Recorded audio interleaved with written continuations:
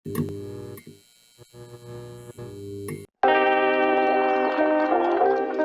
sa nakasalalay sa letra album Uprising, Tats Maven.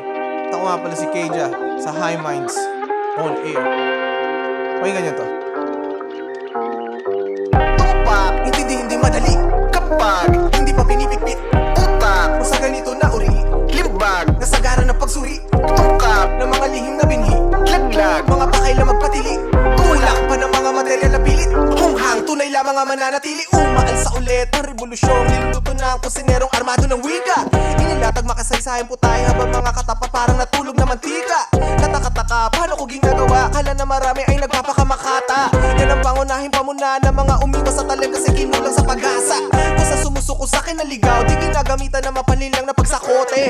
Naging tiyempo bumibigay ang metro, enerhiya na taglay lang paspa sa poste. Pantawid uhaw to sa kalakaran, habang ikay parang putik sa kilusan.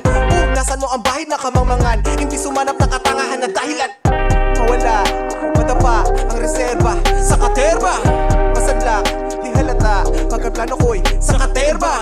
Pumapalag, sumasabay, namang manilay sa katerba. Dumidikta sa palaruan ko, ang karanasang sa katerba. Mawala, madapa ang reserba sa katerba.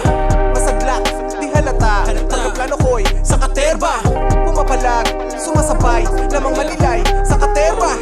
Dumidikta sa palaruan ko, ang karanasang sa katerba. Batang general, mo na katubas na naman na isang kolektibo. Dito gawa-gawang naratibo, sige simula pagkisilip sa resibo. Walang pinipilit, sadyang pinipili na hindi lang mabilibid sa makitin na paligid. Kasi aking isip saranggolan na sa pisik ko, ting yabang ko, ting hangin na sa langit ang kapwesto. Lumuwas, lumating, banggain, buong persa, lahat na aning, walang babala, di na pwedeng itsyapwera. Sa pag-uwi ay babalik, dali aral, tsaka pera. At di pinawalang kadena, talaga pasabog pagkatapos na eksena. May kinalaman ng bawat pinapakawalan natin pahayag sa kung ano ang trato sa atin ng kapwa.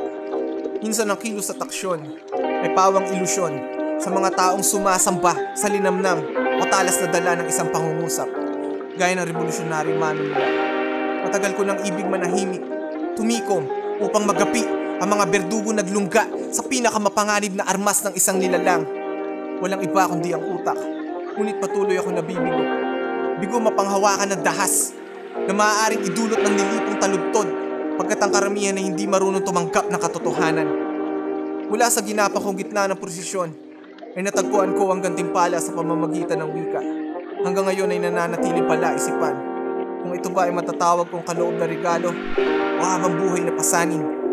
Isa lamang ang akin natitiyak: bawat butil ng atensyon na inaalay nyo, bawat pagkamuhi, pag-aaruga, pagkayamot, galit at pag-ibig ay nakasalalay sa aking letra.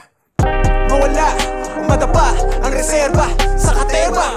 Masadlak, di halata, pagkaplano ko'y sa katerba. Pumapalag, sumasabay, namang manilay sa katerba. Dumidikta sa palaruan ko, ang karanasang sa katerba. Mawala, madapa ang reserba sa katerba. Masadlak, di halata, pagkaplano ko'y sa katerba. Pumapalag, sumasabay, namang manilay sa katerba. Dumidikta sa palaruan ko, ang karanasang sa katerba.